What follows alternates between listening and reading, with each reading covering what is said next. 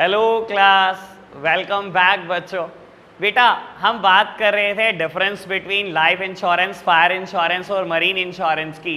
और बेटा दो बेसिस पे हमने डिफरेंस पढ़ लिया था, एक सब्जेक्ट मैटर और एक लॉस मेजरमेंट। इन पे बात करके गया था मैं। बेटा मैंने बोला था बेटा 6 मार्क का मैक्सिमम क्वेश्चन आ सकता है। हम 6 बेसिस पे डिफरेंस पढ़ने वाले हैं और एक ऐसा बेसिस है जिसपे मैं पूरा दिन लगाने वाला हूँ। मैंने एक बात ये भी की थी, आपको लगाऊंगा बेटा। पहले दो तीन आसान बेसिस पे बता देता हूँ, फिर एक पे पूरा दिन लगाते हैं। ठीक है प्यारे बच्चों, और आज ये टॉपिक खत्म कर देंगे। और मेरा टारगेट ऐसा है बेटा, अगले 2 लेक्चर में चैप्टर फिनिश हो जाएगा। मैंने आपको ये भी बोला था बेटा, बैंकिंग और इंश्योरेंस मेन मुद्दे हैं। जिस दिन इंश्योरेंस खत्म हुआ समझ लेना चैप्टर खत्म हुआ। उसके बाद सारी बात अनइम्पॉर्टेंट है, लेकिन करना सब कुछ है हमारे को। ठीक है प्यारे बच्चों, बेटा बात कर रहा हूँ 4th बेसिस की। बेसिस का नाम है ड्यूरेशन। पढ़ता हूं बेटा। बाबू वैसे बता देता हूं, चलो खैर क्या ही पढ़ेंगे बेटा, वैसे ही बता देता हूं।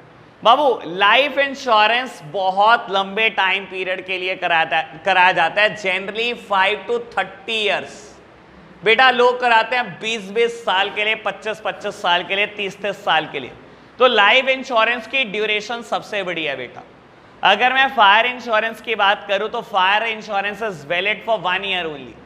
बेटा सिर्फ 1 साल की वैलिडिटी होती है फायर इंश्योरेंस की, जस्ट लाइक आपके एक्टिवा का इंश्योरेंस। सर आपके एक्टिवा के इंश्योरेंस की वैलिडिटी भी तो 1 ईयर होती है, अगर आपको पता हो तो, है ना। अगर आपने आज एक्टिवा का इंश्योरेंस ले लिया तो बेटा अगले साल इसी दिन तक वैलिड रहेगा बेटा। और अगर इस बीच में कोई भी मिसहैपनिंग नहीं होती, एक्टिवा को किसी तरीके का नुकसान नहीं होता, तो बेटा इंश्योरेंस खत्म। ठीक है ना, फिर दोबारा से पे करो इंश्योरेंस की अमाउंट बेटा, पॉलिसी अमाउंट, और बेटा दोबारा शुरू हो जाओ। करेंगे बात बेटा बाबू। और marine insurance is valid for a voyage. Voyage means बेटा एक सी जर्नी के लिए वैलिड होता है, चाहे वो 15 दिन की हो, चाहे वो 20 दिन की हो, चाहे वो 25 दिन की हो। तो बेटा लाइफ इंश्योरेंस की वैलिडिटी सबसे ज्यादा 5 साल से लेकर 30 साल तक।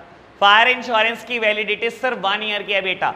1 साल में आग लगी, नुकसान हुआ तो क्लेम ले जाना। अगर 1 साल तक कुछ नहीं हुआ बेटा तो दोबारा पे करने आ जाना बेटा, फिर 1 साल के लिए वैलिड हो जाएगा। फिर 1 साल के लिए वैलिड, 1 साल से ज्यादा की वैलिडिटी नहीं होती फायर इंश्योरेंस में। मरीन इंश्योरेंस की वैलिडिटी बेटा एक सी जर्नी के लिए है, जिसको हम टेक्निकली बोलते हैं वॉयज बेटा। ठीक है ना। Sea journey may be of 15 days, 20 days, 25 days, 30 days. तो बेटा इसका कोई फिक्स टाइम पीरियड नहीं होता, it is valid for a voyage. ठीक है प्यारे बच्चों, रीड करो इस बात को। चलो जी 4th बेसिस था बेटा, मैं रीड कर रहा हूं। Life insurance policy usually exceed a year and is taken for a longer period ranging from 5 to 30 year और फॉर होल लाइफ। आपको याद होगा होल लाइफ इंश्योरेंस बेटा, याद है ना। कह रहा है या तो 5 से 30 साल टाइम पीरियड रहता है या होल लाइफ। होल लाइफ बेटा, होल लाइफ इंश्योरेंस हमने पढ़ा था, जब तक जिंदा रहोगे तब तक, मरने के बाद मिल जाता है आपके नॉमिनी को। याद है ना बेटा, लाइफ इंश्योरेंस का टाइप था। फायर इंश्योरेंस में लिखा हुआ है fire insurance policy usually does not exceed a year, यानी कि मैक्सिमम 10 और 1 ईयर हो सकता है इसका। और बेटा मरीन में लिखा है मरीन इंश्योरेंस पॉलिसीज फॉर 1 और पीरियड ऑफ वॉयज और मिक्स्ड। कुछ नहीं बेटा, सिर्फ वॉयज के लिए वैलिड होता है। ठीक है जी। लो प्यारे बच्चों, बात करता हूं सेकेंड बेसिस की, एलिमेंट, काम की बात, मजा आ जाएगा। कहता है life insurance has the element of protection and investment और बोथ। अभी पढ़ लो, समझाऊंगा। Fire insurance has only the element of protection and not the element of investment, and marine insurance has only the element of protection. लो प्यारे बच्चों, सामने देखना मेरी तरफ। लो बेटा, हम लाइफ इंश्योरेंस कराते क्यों है बेटा? प्रोटेक्शन के साथ साथ इन्वेस्टमेंट के लिए कराते हैं। लो समझाने के लिए एक बात बोलता हूं। आज एक पर्सन की एज 25 ईयर्स है बेटा, और वो 25 साल के लिए इंश्योरेंस ले रहा है, लाइफ इंश्योरेंस। ठीक है। और बेटा लेट सपोज कि वो प्रीमियम दे रहा है 1 लाख पर एनम, 1 लाख रुपए 1 साल का। ठीक है। तो बेटा 25 साल आज बीत जाते हैं बेटा, आज वो 50 साल का हो जाता है। उसने 25 सालों में 25 लाख रुपए पे किए हुए हैं बेटा। ठीक है। अब मान लो बेटा इस पीरियड में उसको कुछ भी नहीं हुआ बेटा, आज भी वो जिंदा है बेटा, आज भी वो सर्वाइवर है। तो एक बात बताओ, क्या ये आपके 25 लाख खत्म? सर बेटा लाइफ इंश्योरेंस में ऐसा नहीं होता। लाइफ इंश्योरेंस में ना, आपको बता देता हूं, मैंने इसका नाम एक बोला करता था, मैं बोला करता था लाइफ कभी इंश्योर नहीं होती, लाइफ हमेशा एश्योर होती है। इसे हम लाइफ अश्योरेंस बोलते हैं। पता है अश्योरेंस वर्ड बोलने का एक और लॉजिक भी है बेटा बाबू, इसमें पैसा मिलने अश्योर्ड होता है, फिक्स होता है कि पैसा तो मिलेगा ही मिलेगा, पैसा मिलने की अश्योरेंस है। चाहे आप मरो चाहे आप जिंदा रहो, पैसा जरूर मिलेगा बेटा, ऐसा नहीं हो सकता पैसा खत्म हो गया। अब 25 साल बीत चुके हैं बेटा, आप 50 साल के हो चुके हो, आपको कुछ नहीं हुआ, ये थोड़ी आपका पैसा मिट्टी हो गया। सर पैसा मिलेगा, आप जिंदा हो बेटा, इंश्योरेंस कंपनी कहेगी आपका पैसे दे देते हैं। बेटा ये बताओ 25 ही लाख देंगे? मुद्दा तो ये है 25 ही लाख देंगे, ज्यादा देंगे कुछ तो ज्यादा देंगे। खैर वो ये नहीं बताते इंटरेस्ट, क्योंकि ना बैंक पे करता है इंटरेस्ट, इंश्योरेंस कंपनी ये नहीं बताती कि मैं कितना पे करूंगी, ठीक है ना। इंटरेस्ट नहीं आप बोल सकते हो, लेकिन हाँ एक हेल्दी अमाउंट आपको पे जरूर किया जाएगा। बाबू अगर मैं बैंक में एफडी कराता तो आज की तारीख में 14 साल में पैसे डबल हो जाते हैं, तो मैंने लगभग 25 साल रखे हैं, यानी कि मेरे पैसे लगभग 4 गुना तो हो ही जाने चाहिए, 4 नहीं तो 3 गुना तो पे कर ही देगा।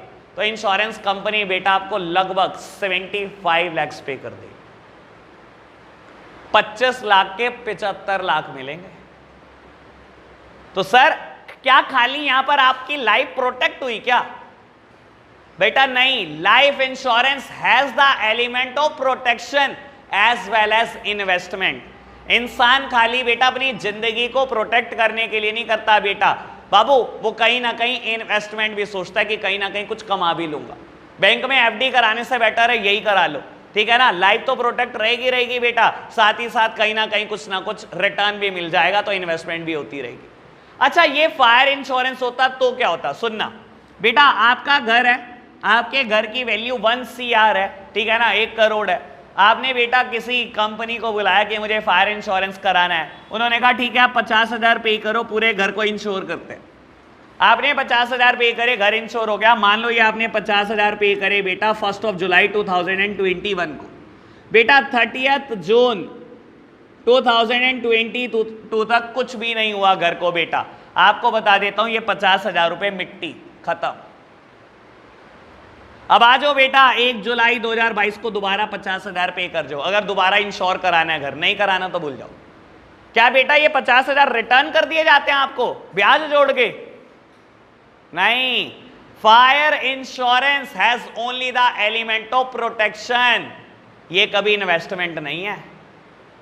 लाइफ इंश्योरेंस में बेटा प्रोटेक्शन के साथ साथ इन्वेस्टमेंट है, फायर में बेटा कोई इन्वेस्टमेंट का बात ही नहीं है बेटा, सिर्फ प्रोटेक्शन की बात है। आग लगी पैसे मिल जाएंगे, कुछ नहीं हुआ तो बेटा भूल जाओ, सब खत्म, जब्त हो गया, और यही तो मेन कमाई है।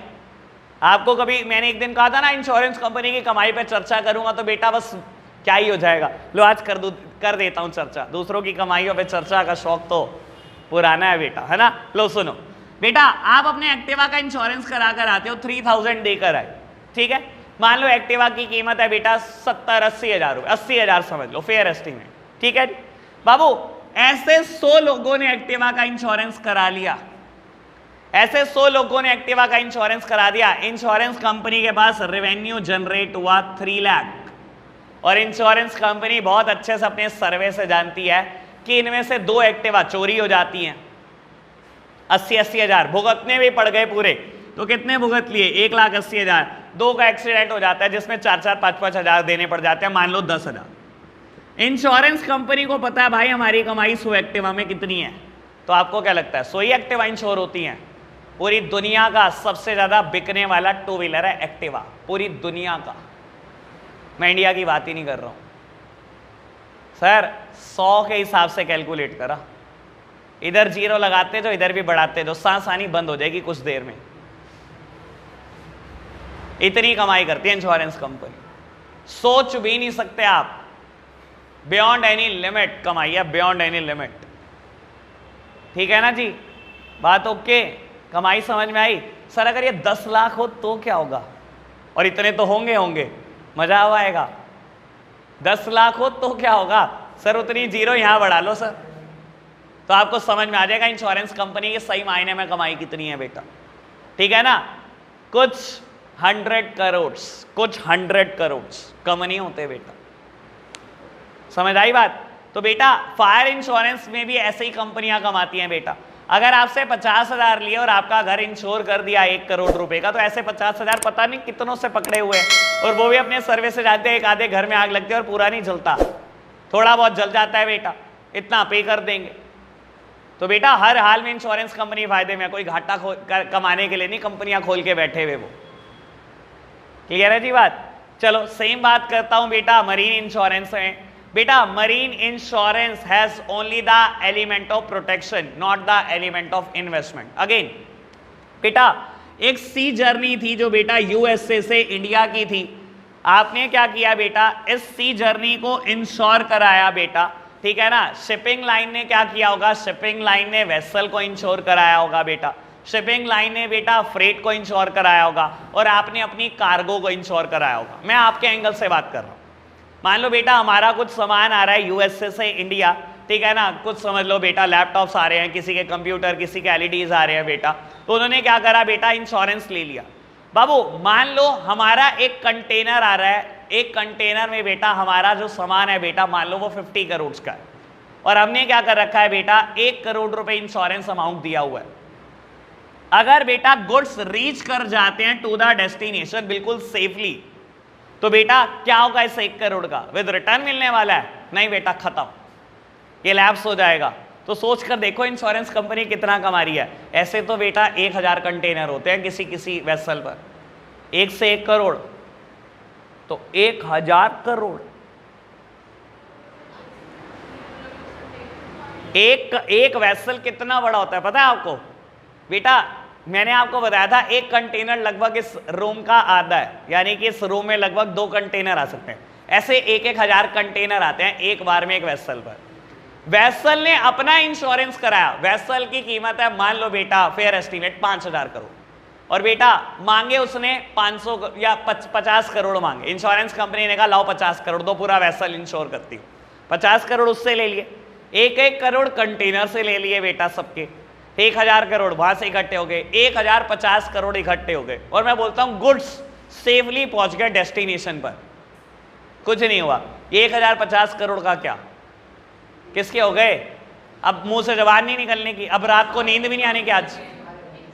आज रात को सपने चलेंगे इंश्योरेंस कंपनी खोल लेता, काश में इंश्योरेंस कंपनी खोल लेता। ऐसे ही 11th के चक्रों में पड़ गया है ना, लग रहा होगा ना। अभी मैं तो कह रहा हूं बेटा बेकार की बातें, अभी रजिस्टर करते हैं कि इंश्योरेंस कंपनी डाई के पास। बेटा छोड़ो बाबू छोड़ो, क्या बातें कर रहे हो, सिर्फ वेसल इंश्योर करेंगे हम और कुछ करेंगे ही नहीं कल से।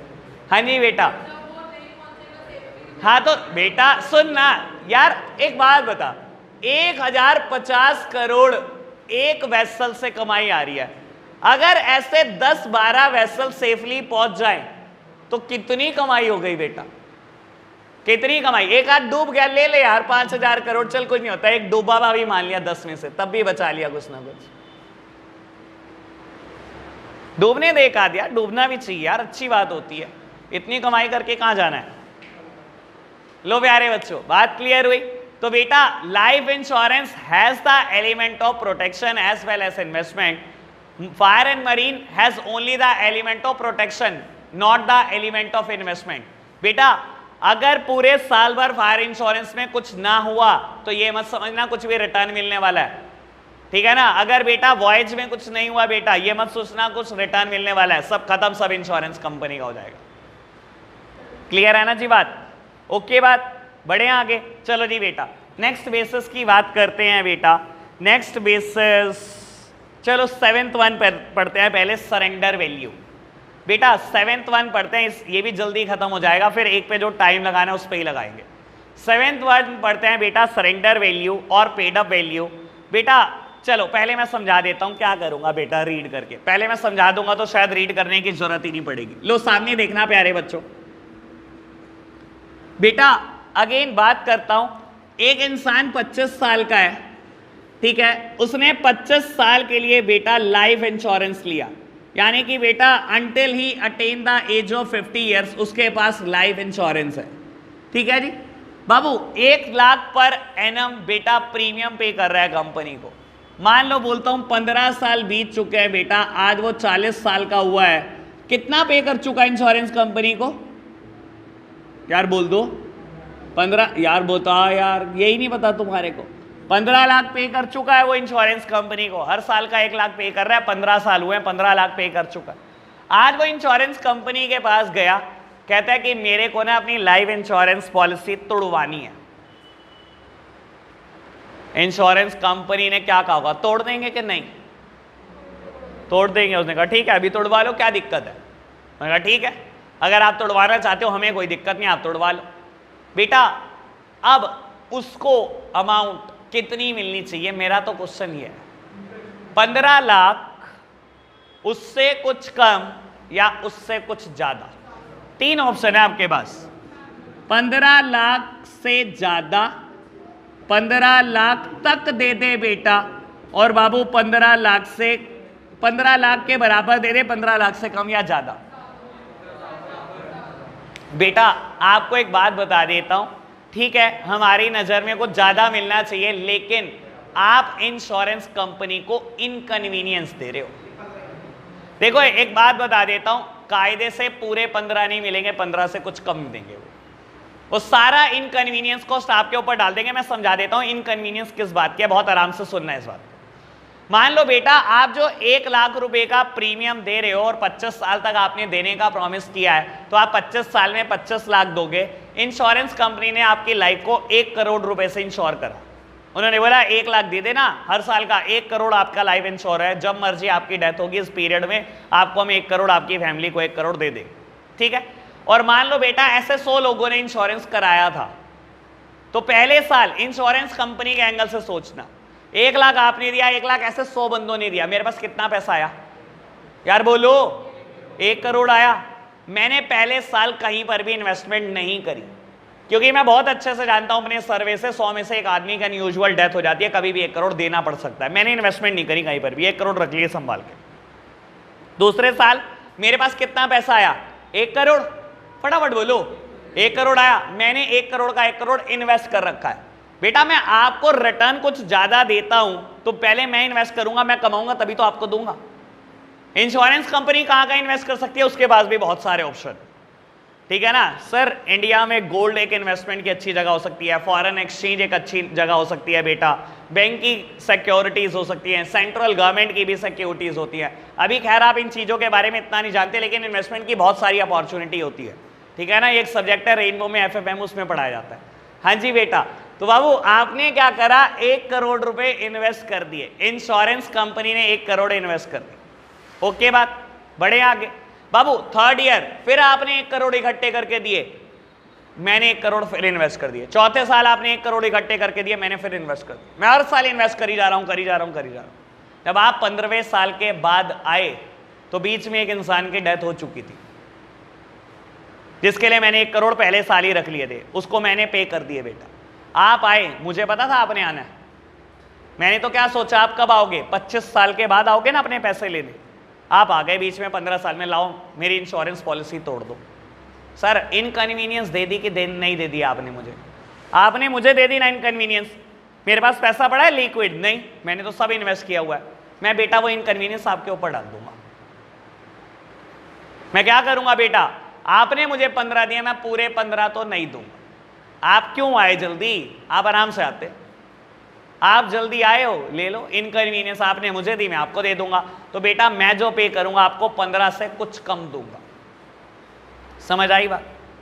ओके बात, यानी कि आपके पैसे पे मैंने जितना भी रिटर्न कमाया सब खा गया। इंश्योरेंस कंपनी ने 15 लाख रुपए के ऊपर, ऐसा तो हो नहीं सकता कुछ रिटर्न ना कमाई हो। 15 साल बीत चुके हैं, आपने 15 लाख रुपए दिए, आपके पैसों पे रिटर्न भी कमाई, लेकिन आपको कुछ नहीं मिलेगा क्योंकि आपने बेटा इनकन्वीनियंस दिया उनको। समझ में आई? लेकिन एक बड़े काम की बात बोल देता हूं, मान लो आपको 14 लाख मिलते हैं इन रिटर्न, 13 लाख मिलते हैं, 13.5 लाख मिलते हैं, लेकिन बेटा काम की बात यह है, इंश्योरेंस, लाइफ इंश्योरेंस बेटा is having a surrender value. Life insurance को कभी भी सरेंडर किया जा सकता है, और बेटा जब भी सरेंडर करोगे उसकी कोई ना कोई सरेंडर वैल्यू जरूर निकल जाएगी।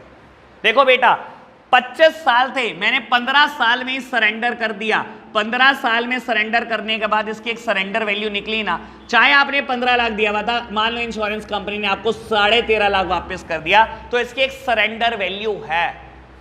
आपको बता देता हूं, अगर शुरू के 1-2 साल में आप कह देते हैं ना, नहीं सर मैं अभी सरेंडर करना चाहता हूं, लाइफ इंश्योरेंस लो, रख लो मेरी पॉलिसी, और मेरी लाइफ को छोड़ दो, आप इंश्योर मत करो और मेरी जो पैसे निकलते हैं वो दे दो। तो शुरू के अगर 1-2 साल में आप सरेंडर करते हो तो सरेंडर वैल्यू वैसे 0 निकलती है, कोई नहीं देता बेटा। अगर पहले साल बाद आ गए आप, उन्होंने कहा कुछ नहीं है भाई, दूसरे साल के बाद आगे 2 लाख आपने दिए होंगे, दे देंगे 20-30 हज़ार रुपये आपके हाथ में। 3 साल के बाद आगे आपने दिए होंगे 3 लाख, दे देंगे आपको 80-90 हज़ार रुपये।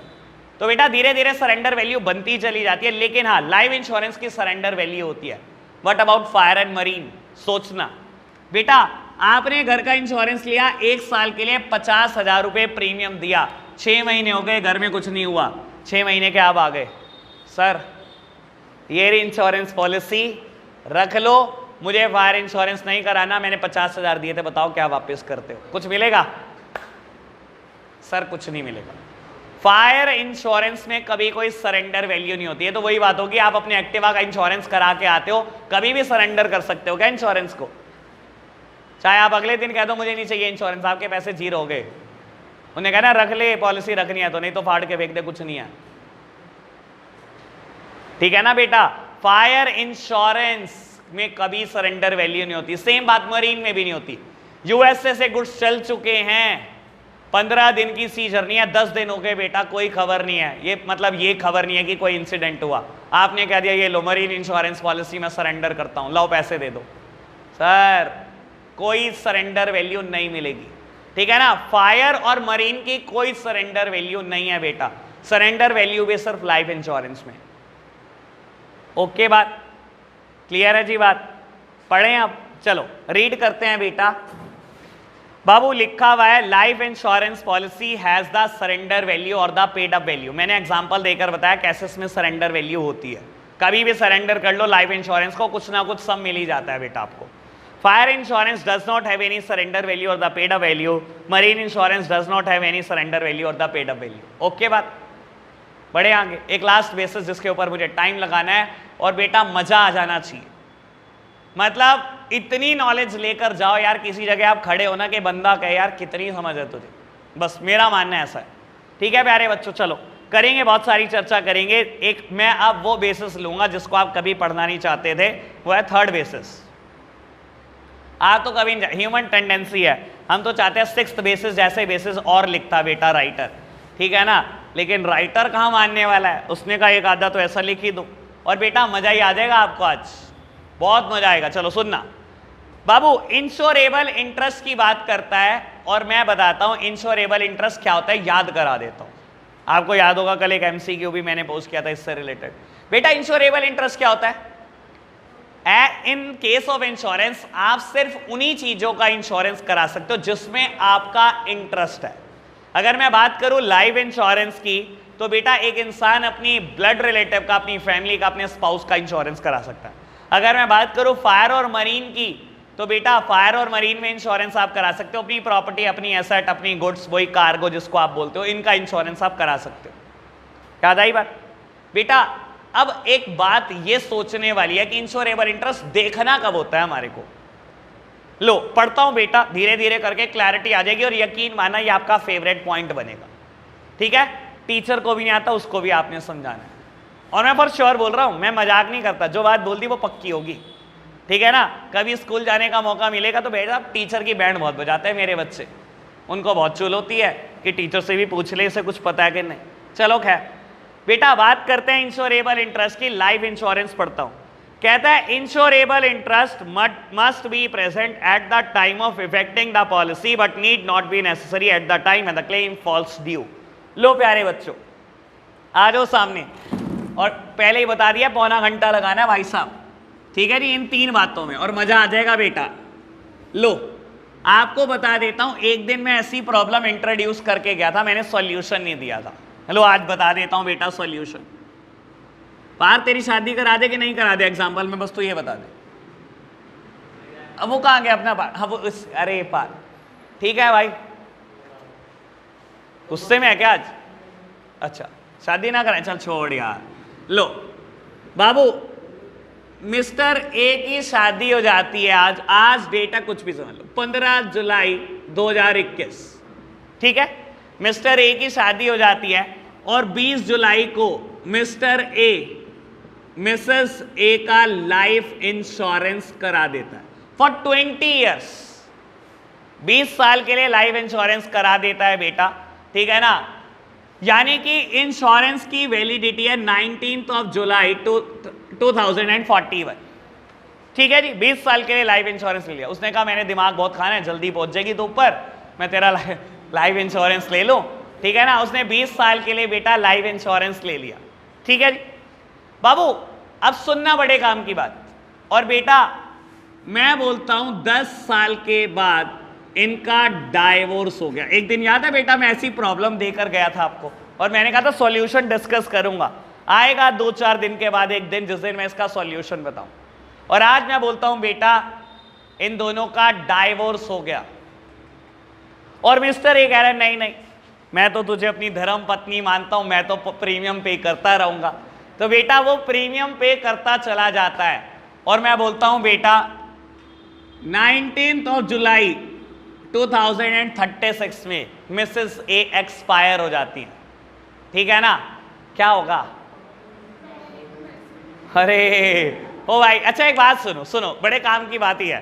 काम की बात यह है बेटा कि देखो, जब इंश्योरेंस लिया गया, ये इसकी वाइफ थी मिसेस ए, ठीक है ना। एक मिनट, यानी कि इंश्योरेबल इंटरेस्ट प्रेजेंट था ना। इंश्योरेबल इंटरेस्ट प्रेजेंट था कि नहीं था? इंश्योरेबल इंटरेस्ट क्या कहता है? आप सिर्फ उन्हीं चीजों का इंश्योरेंस करा सकते हो जिसमें आपका इंटरेस्ट है। ऑब्वियस बात है भाई। तो यार उसी पे चर्चा करने जा रहा हूं यार, उसी पे चर्चा करने जा रहा हूं। तेरा तो पहले से इंटरेस्ट बना पड़ा है, अपना इंटरेस्ट तो बता दे पहले। तो लोगों का खत्म करने में लगा हुआ, तेरा शादी से पहले बना हुआ वो नहीं बताना तूने। लो अरे रुक जा यार, अभी नाम बताऊं क्या 2-4 के? अच्छा ठीक है, तू मना कर रहा है तो नहीं करते, ठीक है ना। कैंप की खबर सारी हमारे पास भी है। चलो जी, लो प्यारे बच्चों सुनना। तो बेटा इंश्योरेबल इंटरेस्ट प्रेजेंट है आज के दिन जब इंश्योरेंस लिया गया। और बेटा इंश्योरेबल इंटरेस्ट यही कहता था कि आप अपने ब्लड रिलेटिव का, अपनी फैमिली का, अपने स्पाउस का इंश्योरेंस ले सकते हो। तो इसने इंश्योरेंस ले लिया, तब इसकी स्पाउस थी वो, ठीक है बेटा। एक सर्टेन टाइम पीरियड के बाद जब डाइवोर्स हो गया तो इंश्योरेबल इंटरेस्ट खत्म हो गया, एज पर लॉ खत्म हो गया। वो बात अलग है कि मिस्टर ए का इंश्योरेबल इंटरेस्ट अभी भी है, ठीक है ना। वो तो कह रहा है ना मैं तो धर्म पत्नी मानता हूं, भाड़ में गई दुनिया, भाड़ में गया लॉ, ठीक है ना बेटा। लॉ के हिसाब से इंश्योरेबल इंटरेस्ट खत्म हो गया, तो क्या पॉलिसी यहीं खत्म हो गई? सर देखो कानून क्या कहता है, सुन लो। अभी आपने ध्यान से पढ़ा है कि नहीं पढ़ा, लेकिन अब ध्यान से पढ़ लो बेटा। लिखा हुआ है insurable interest must be present at the time of effecting the policy. जिस टाइम आप पॉलिसी ले रहे हो इंश्योरेबल इंटरेस्ट बस उसी टाइम चेक करना, and need not be necessary when the claim falls due. तब जरूरत नहीं है इंश्योरेबल इंटरेस्ट की जब क्लेम ड्यू हुआ। यानी कि बेटा यहां डाइवोर्स हो गया, इंश्योरेबल इंटरेस्ट खत्म हो गया, लेकिन मिस्टर ए ने प्रीमियम नहीं रोका। और 2036 में बेटा अगर मिसेस ए की डेथ हो जाती है तो ए को पूरा पैसा मिल जाएगा, क्योंकि क्या बोला लॉ ने, जब क्लेम ड्यू हो रहा है तब हम इंश्योरेबल इंटरेस्ट नहीं देखेंगे। क्या बोला उसने? Insurable interest must be present at the time of effecting the policy. जिस दिन पॉलिसी ले रहे हो उस दिन इंश्योरेबल इंटरेस्ट देखा जाएगा, but need not be necessary, जरूरत नहीं है बेटा, need not be necessary when the claim falls due. जब क्लेम ड्यू हुआ तब बेटा इंश्योरेबल इंटरेस्ट प्रेजेंट होने की कोई जरूरत है नहीं। हाँ जी सर, जैसे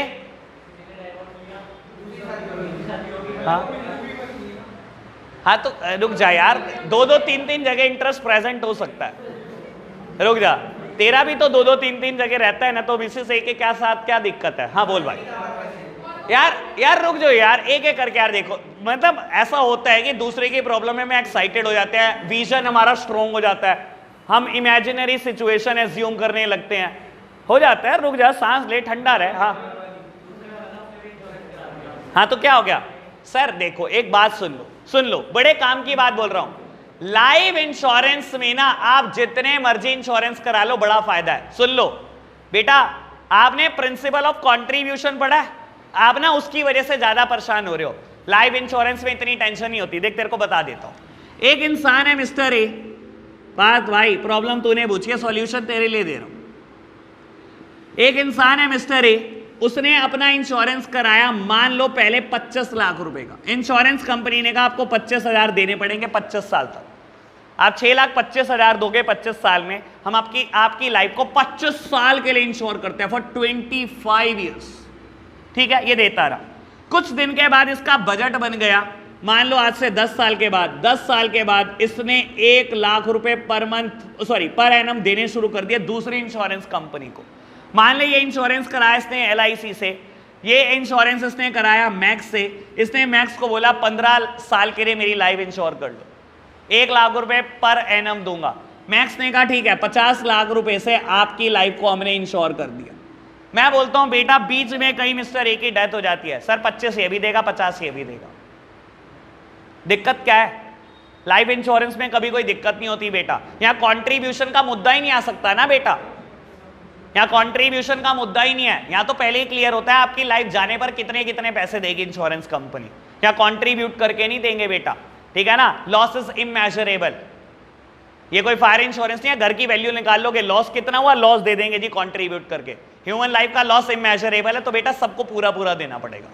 एक बात। दूसरी बात, अब भाई मिसेस ए का इंश्योरेंस मिस्टर ए ने ले रखा है, उसकी शादी होगी जैसे मिस्टर बी से, उसने भी ले लिया इंश्योरेंस।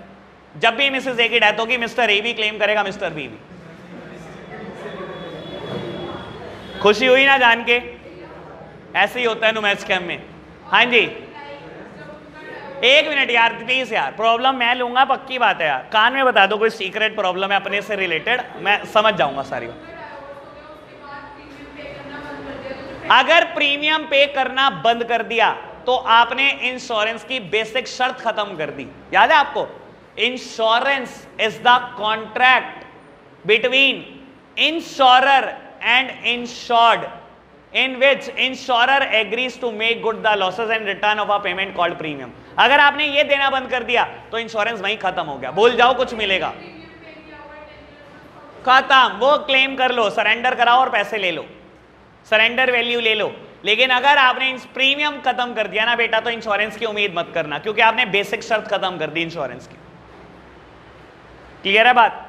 सर बता दो कोई काम की प्रॉब्लम आपकी सिचुएशन पे, एक बंदे की बात, बंदी की बात, 2 से 3 से 4 से इंश्योरेंस लेने का मन कर रहा हो आपका। हाँ चलो बस ठीक है, कह रहे पैसा नहीं है बेटा, किडनी भी बिकवा देगी वो, घबराओ ना। चलो है तेरे तो गर्लफ्रेंड का भी दिलवा देंगे हम इंश्योरेबल इंटरेस्ट बता के, तो टेंशन ना ले। राशन कार्ड पे भी नाम लिखवा देंगे उसका, तो टेंशन ना ले बाबू। चलो लो प्यारे बच्चों आगे बढ़ते हैं, बात करते हैं फायर इंश्योरेंस की, और थर्ड ही बेसिस चल रहा है हमारा इंश्योरेबल इंटरेस्ट। सर देखो काम की बात है, मजाक अपनी जगह लेकिन पढ़ाई अपनी जगह। चलो जी बेटा, कहता है insurable interest on the subject matter must be present both at the time of effecting the policy as well as when the claim falls due. मैं बड़े काम की बात बता देता हूं, सामने देखना मेरी तरफ। एग्जाम्पल हूं, उससे क्लैरिटी ज्यादा आती है बेटा, ठीक है। पहले एग्जाम्पल और फिर कंटेंट दोबारा रीड कर दूंगा आपके लिए। बेटा एक फैक्ट्री है किसी इंसान की, कोई भी नाम समझ लो बेटा, लो कोई पर्सन है बेटा मिस्टर बी, उसकी एक फैक्ट्री है बेटा, और उसने अपनी फैक्ट्री का फायर इंश्योरेंस कराया बेटा। लेट सपोज डेट इज 15 जुलाई 2021, और ये बेटा इंश्योरेंस वैलिड है 14 जुलाई 22 तक, ठीक है ना, 12 बजे तक यहां तक वैलिड है, ठीक है। और ऐसे ही लिखा आता है, अगर आपने इंश्योरेंस पे देखा हो कभी, किसी ने देखी है पॉलिसी, कभी रीड की है? सर अपनी एक्टिवा की आज पॉलिसी रीड करके बताना, ऐसे ही लिखा होगा। अगर आपने इंश्योरेंस किसी डेट पे लिखा होगा तो एक डेट पहले लिखी होगी, लिखा होगा वैलिड टिल मिडनाइट 12 AM, ऐसे लिखा होगा। एक बार देखकर बताना जरूर मुझे, ठीक है बेटा। चलो अब सुनना, बड़े काम की बात। बेटा मिस्टर बी फैक्ट्री का मालिक है, इसने आज अपनी फैक्ट्री का इंश्योरेंस लिया। पहले ये बताओ आज इसका इंश्योरेबल इंटरेस्ट प्रेजेंट है कि नहीं है? क्यों बेटा? क्योंकि इसके नाम फैक्ट्री रजिस्टर्ड है, ये मालिक है आज उसका, तो ये ले सकता है कि अपनी फैक्ट्री का इंश्योरेंस नहीं ले सकता? ले सकता है, ले सकता है, ठीक है बेटा। बाबू साल चलता गया और मान लो मैं एक बात बोलता हूं, 30 सितंबर 21, आज से 2.5 महीने के बाद, 1.5 महीने के बाद इसने क्या करा बेटा, फैक्ट्री बेच दी। किसको बेच दी? किसी भी इंसान का नाम समझ लो बेटा, मिस्टर बी को बेच दी, सॉरी मिस्टर सी को बेच दी, ठीक है बेटा। और इसने जब बेची ना तो मिस्टर बी ने कहा ये लो मैंने फैक्ट्री भी इंश्योर कराई थी, ये लो इंश्योरेंस के भी पेपर रख लो, दे दिए भाई, इंश्योरेंस के भी पेपर दे दिए। और मैं बोलता हूं साल खत्म होने से पहले पहले कहीं बेटा नया साल भारी पड़ गया इसके लिए, 1 जनवरी 2022 को बेटा फैक्ट्री में आग लग जाती है। Can mister C claim the insurance amount? Sir पहले तो बोलो हाँ या ना, क्यों? अगर बी मालिक होता तो क्लेम कर सकता था क्या? अगर बी मालिक होता, बी ने बेची ना होती फैक्ट्री, क्लेम कर सकता था? कर सकता था। सी कर सकता है? नहीं। पता है क्यों? क्योंकि बहुत अच्छे से लॉ में लिखा हुआ है कि इंश्योरेबल इंटरेस्ट दोनों टाइम प्रेजेंट होना चाहिए। सुन लो बेटा, फायर इंश्योरेंस के केस में एक टाइम नहीं है, फायर इंश्योरेंस में बेटा insurable interest must be present at the time of effecting the policy as well as when the claim falls due. जिस दिन इंश्योरेंस कराया उस दिन तो आपका इंश्योरेबल इंटरेस्ट होना ही जरूरी था बेटा, लेकिन जिस दिन आग लगी और आपने क्लेम करा उस दिन भी इंश्योरेबल इंटरेस्ट चाहिए था, यानी कि उस दिन भी प्रॉपर्टी आपके नाम होनी चाहिए थी। प्रॉपर्टी आपके नाम है, सी के नाम है, कुछ हो सकता है? कुछ नहीं मिलेगा, ना बी को मिलेगा ना सी को मिलेगा, भूल जाओ। बी को भी नहीं मिलेगा बेटा, क्योंकि बी के नाम प्रॉपर्टी नहीं है, और सी को नहीं मिलेगा क्योंकि सी का नाम सिर्फ क्लेम के टाइम पर है। जब पॉलिसी इफेक्ट हो रही थी तब का था आपका नाम, तब तो नहीं था ना। तो बेटा in case of fire insurance insurable interest दोनों टाइम प्रेजेंट होना चाहिए, at the time of effecting the policy and at the time when the claim falls due. Okay बात? सर लिख कर ले लो आज कोरे कागज पर, जितनी मैंने 2 बातें बोल दी है, दोनों में से केस स्टडी आने वाली है। एक वो हस्बैंड वाइफ डाइवोर्स वाला केस मैंने बोल दिया, और एक मैंने एग्जांपल दे दिया। दोनों में से केस स्टडी ना ही जो मर्जी कह दे। तीसरी वाली बात से तुम्हारा कोई टीचर केस स्टडी देगा नहीं, क्योंकि वो है बड़ी मुश्किल, और मैं पढ़ाऊंगा आधा घंटा लगाकर उसको, इसी वजह से वो देगा नहीं, क्योंकि उसको आती नहीं। मुझे बनानी हो तो मैं तो जान निकाल दूं बच्चे की, भाई साहब कसम से। चलो जी, लो प्यारे बच्चों, थर्ड केस का डिस्कशन करेंगे, लेकिन रीड आप करेंगे एक बार, और रीड करके ना बेटा एक बार बताना जरूर समझ के आया। Insurable interest must be present at the time when the claim fall due और at the time of loss only. मतलब कहीं जा रही है ये दिशा? इधर देखना बेटा, इधर देखना मेरी तरफ। लाइफ इंश्योरेंस में कहता था जिस दिन पॉलिसी ले रहे हो उस दिन इंश्योरेबल इंटरेस्ट चाहिए। फायर में कहता था दोनों दिन चाहिए, जिस दिन पॉलिसी ले रहे हो और जिस दिन क्लेम ले रहे हो। और मरीन में कह रहा जिस दिन क्लेम ले रहे हो उस दिन चाहिए। वो क्लेम वाला लॉस वाला ही दिन होता है, क्लेम वाले दिन चाहिए। तो बेटा यानी कि जिस दिन पॉलिसी ले रहे हो उस दिन नहीं चाहिए। ये तो यही कह रहा है, ये तो यही कह रहा है ना कि जिस दिन बेटा क्लेम ले रहे हो उस दिन मालिक चाहिए हो, यानी कि उससे पहले मालिक ना भी हो तो चलेगा।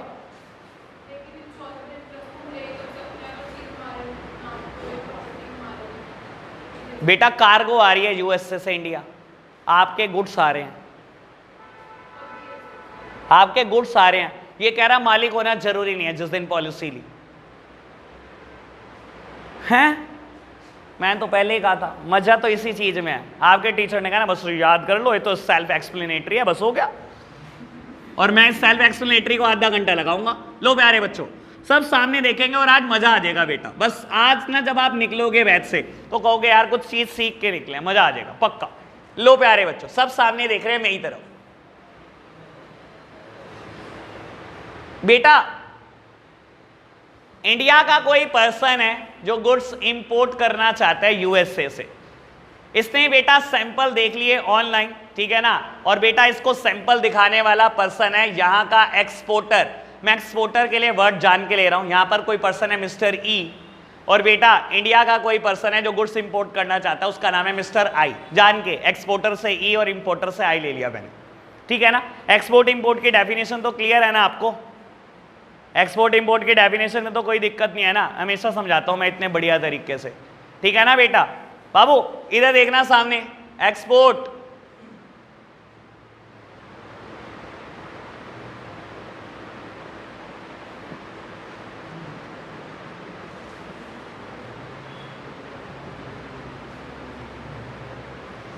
क्लियर है ना बाबू। बाबू इंपोर्ट क्या होता है, दूसरे के देश में बना हुआ माल अपने देश में मंगा लेना, इंपोर्ट। तो और क्या होता है भाई, और एक्सपोर्ट क्या होता है, अपने देश में बना हुआ माल किसी और देश को सप्लाई कर देना। हाँ ये क्लियर क्लियर ऐसे कर, हाँ ये तो वैसे ही हमारे को क्लियर है। लो प्यारे बच्चों लो लो, हाँ अब क्लियर हो गया बिल्कुल। लो अब सामने देखो मेरे प्यारे बच्चों, मेरी तरफ बेटा, मिस्टर ई गुड्स एक्सपोर्ट करना चाहता है इंडिया, और ये बेटा इंपोर्ट करना चाहता है, ठीक है ना। अब सुनना, सैंपल इसने ऑनलाइन दिखाए, इसने देख लिया सैंपल, इसको गुड्स पसंद है। अब सुनना बेटा, क्योंकि मैं प्रॉब्लम डालूंगा तभी सॉल्यूशन समझ में आएगा। मिस्टर आई ने कहा मिस्टर ई आप गुड्स चला दो यूएसए से, जैसे ही गुड्स मुझे इंडिया रिसीव होते हैं मैं आपकी पेमेंट कर देता हूं, दिक्कत क्या है। मिस्टर ई ने कहा दिमाग ठीक है तेरा, एक काम कर तू पहले एडवांस जमा करा दे मेरे अकाउंट में, जैसे ही एडवांस मुझे रिसीव हो जाता है मैं यहां से गुड्स चलाने की सोचता हूं।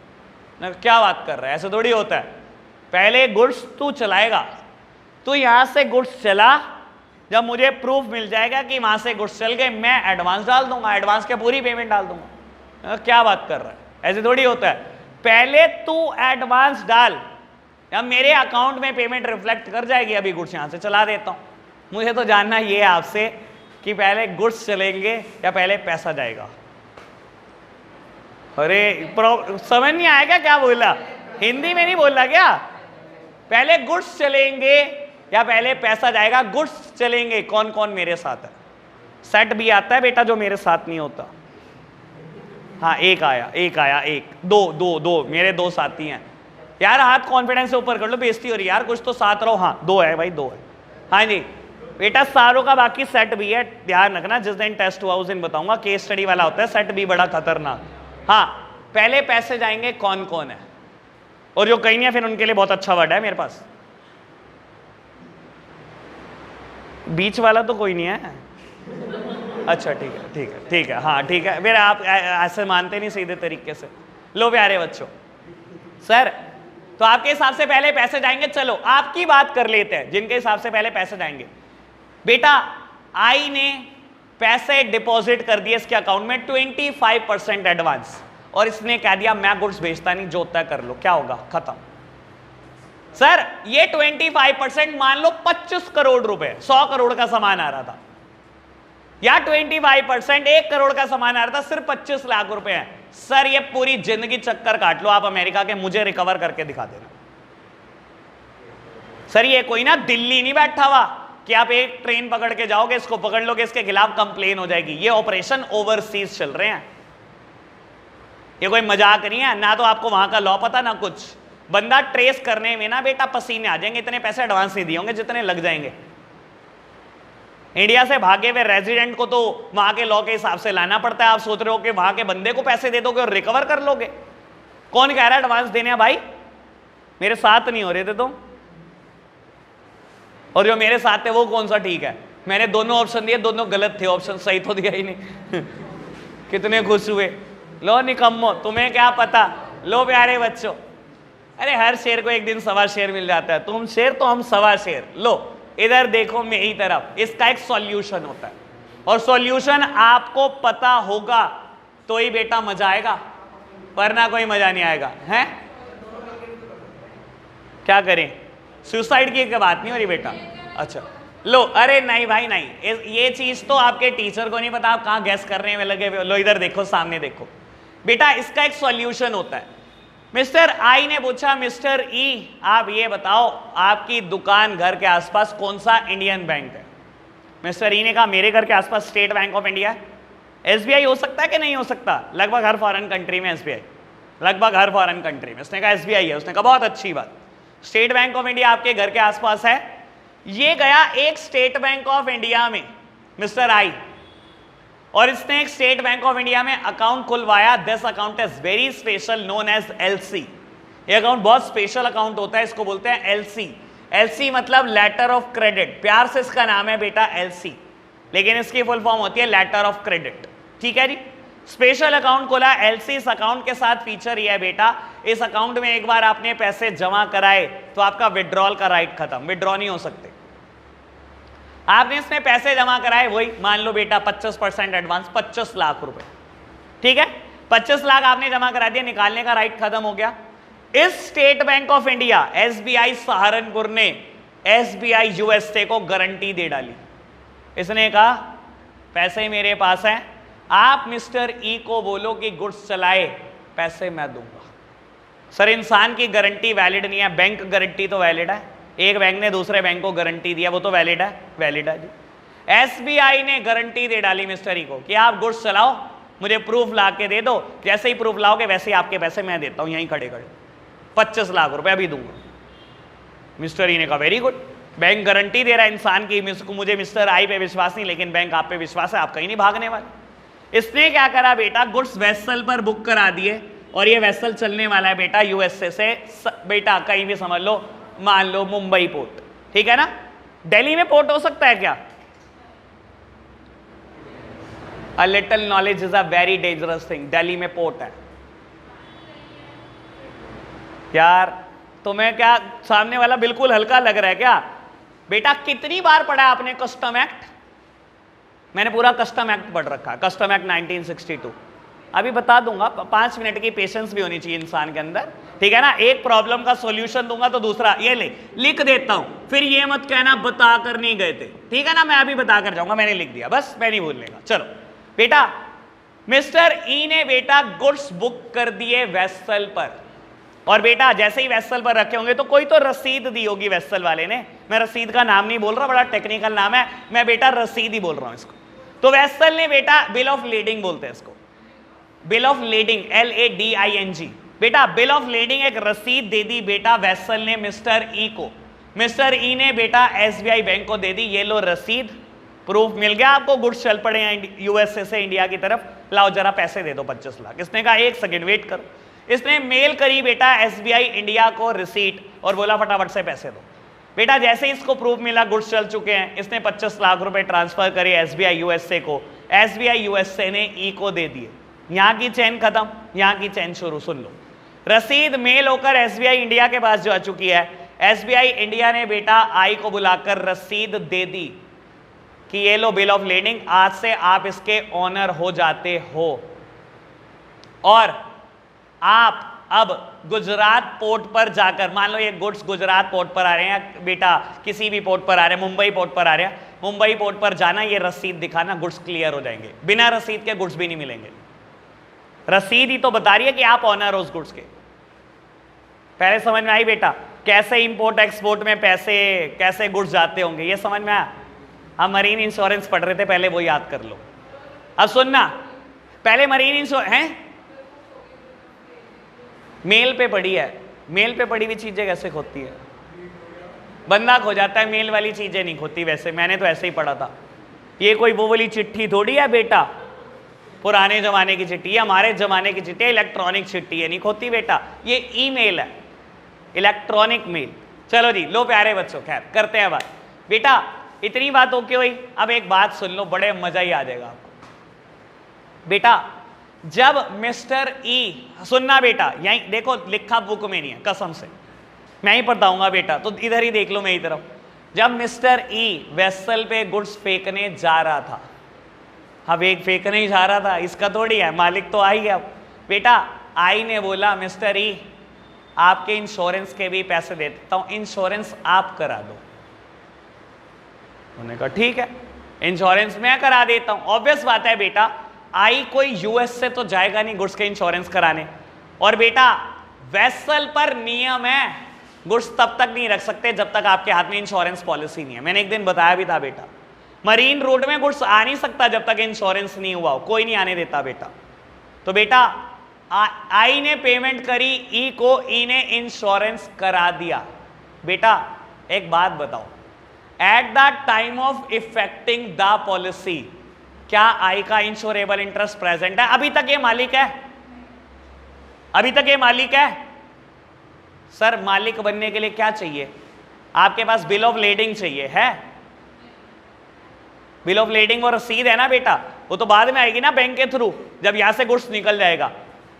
सोचो, at the time of effecting the policy, जब पॉलिसी ली जा रही है, आई कोई ऑनर नहीं है बेटा, आई का इंश्योरेबल इंटरेस्ट ही प्रेजेंट नहीं है। और क्योंकि बेटा पता है कि कभी इंश्योरेबल इंटरेस्ट प्रेजेंट ही नहीं हो सकता, इसी वजह से लॉ ने भी ये बात लिखी कि मरीन इंश्योरेंस में at the time of effecting the policy insurable interest मत देखना। लॉ ने भी ऐसे ही लिखा कि देखना ही मत, क्योंकि लॉ को पता है कभी हो ही नहीं सकता इंश्योरेबल इंटरेस्ट प्रेजेंट। आज ई ने इंश्योरेंस करा के आपका गुड्स वेसल पे फेंक दिया, आपको जब मेल कराई गई तो दो चीजें कराई गई, insurance policy as well as bill of lading. और जैसे ही अगर ये वेसल डूब गया, आई के पास बिल ऑफ लेडिंग भी है, इंश्योरेंस पॉलिसी भी है, और बेटा मरीन इंश्योरेंस में लिखा गया है इंश्योरेबल इंटरेस्ट प्रेजेंट होना चाहिए when the claim fall due. आज क्लेम ड्यू हुआ बेटा, क्या आप ऑनर हो? क्या आपका इंश्योरेबल इंटरेस्ट है? हाँ आई का है, तो क्या ये क्लेम कर पाएगा? इंश्योरेंस कर पाएगा। सर समझ में आया लॉ की लैंग्वेज क्या है? ठीक है ना, ये एक लाइन पढ़ने से काम नहीं चलेगा आपका, आपको पता होना चाहिए बेटा कि पूरा कंक्लूजन है क्या, कैसे चलता है इंपोर्ट एक्सपोर्ट। ठीक है जी। अब रही बात दिल्ली पोर्ट है कि नहीं, सर मजा तो आया होगा सुनकर, ठीक है ना। लो बेटा मैं फिर बोल रहा हूँ यार, आप मेरे पास ये किताब पढ़ने के लिए नहीं हो, किताब तो कोई भी पढ़ा देगा, ठीक है ना, वैसे तो कोई भी नहीं, क्या किसी की इतनी मजाल नहीं हमारे से बढ़िया पढ़ा दे। लो खैर, ये इंडिया की कोस्टल लाइन है बेटा, मेरी ड्राइंग बहुत पुअर है, इससे ज़्यादा बनाऊंगा तो हंसी आ जाएगी, ठीक है ना। इंडिया की कोस्टल लाइन है बेटा, ठीक है ना। हंस रहे हो मेरे ऊपर? सेट भी पता है क्या, मतलब मेरे ऊपर हंस रहे हो तुम? कल टेस्ट है बेटा, आप देख तुम्हारी हंसी की तैसी। हाँ हंस रहे हो तो बेटा बाबू, ये इंडिया की कोस्टल लाइन है बेटा, आपके हिसाब से तो पोर्ट यहीं कहीं हो सकता है, दिल्ली तो यहां बैठा हुआ कहीं सेंटर में बेटा, यहां कैसे पोर्ट हो सकता है? लगा के नहीं लगा झटका बेटा? कस्टम एक्ट 1962 में एक प्रोविजन है कि जिस जगह से बहुत सारे सामान की डीलिंग हो सकती है ना, वहां पर कस्टम अपने पोर्ट बना सकता है, और उसको हम जानते हैं ड्राई पोर्ट के नाम से। दिल्ली के पास एक जगह है नोन एज तुगलकाबाद, तुगलकाबाद में बेटा ड्राई पोर्ट है। यानी कि होता क्या है बेटा, अगर आपको कोई भी सामान मंगाना है दिल्ली वालों को, वो कभी मुंबई पोर्ट पे नहीं मंगाते, वो हमेशा तुगलकाबाद तक मंगाते हैं। होता क्या है बेटा, यूएसए से गुड्स आता है बेटा मुंबई पोर्ट, गुजरात पोर्ट पर, रेलवे अरेंजमेंट करता है बेटा उसकी, और रेलवे के थ्रू गुड्स तुगलकाबाद पहुंचाया जाता है, यानी कि दिल्ली वालों को गुड्स तुगलकाबाद ही मिलता है। अगर उन्हें एक्सपोर्ट करना होता है वो तुगलकाबाद ही छोड़ते हैं, रेलवे के थ्रू अपने आप पहुंचता है मुंबई तक या बेटा किसी और गुजरात पोर्ट तक, कालीकट पोर्ट तक, जो भी पोर्ट है, और वहां से जाता है गुड्स बेटा जहां जाना होता है। ठीक है, दिल्ली पोर्ट है, ड्राई पोर्ट बोलते हैं इसको प्यार से। ओके बात, ठीक है जी, इतनी बात, डिफरेंसेस समझ आए सारे? पढ़ू कुछ रीड करना है आपके लिए, बता दो कुछ और रीड करना है तो। आज के लिए इतना ही रखें, चलो आज के लिए इतना ही रखते हैं बच्चों, बाय बाय।